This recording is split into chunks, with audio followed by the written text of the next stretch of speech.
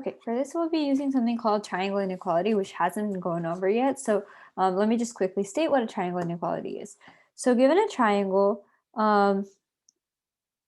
with side lengths A, B, and C, we have that A plus B is greater than C, B plus C is greater than A, and A plus C is greater than B. Always. This is always true. These three conditions are true for any triangle.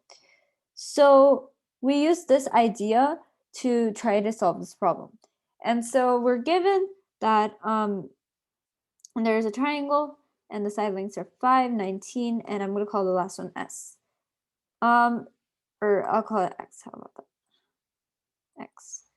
So we know that based on triangle inequality that 5 plus 19 is greater than X.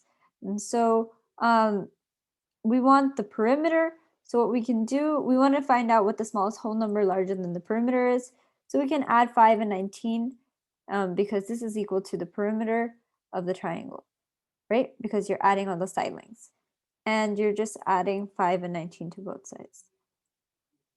And then it's 48 is greater than the perimeter.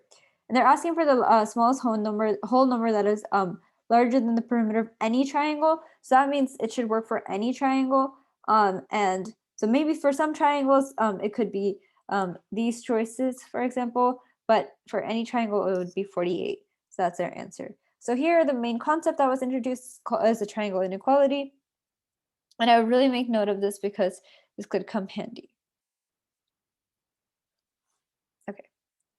Next question. What is the perimeter of the trapezoid ABCD? And here's the trapezoid. Just a hint, trapezoids have two parallel sides. And when you drop this, so this is also 90 degrees. You can drop a height here. This is also 90 degrees, and this is also 90 degrees. And this would be 50. So this would be a rectangle, and this would be 24. That's the hint I'm going to give. And we'll actually talk about certain properties that will be kind of introduced if you don't know it already through this problem. But if you do, I would recommend taking a shot at the problem.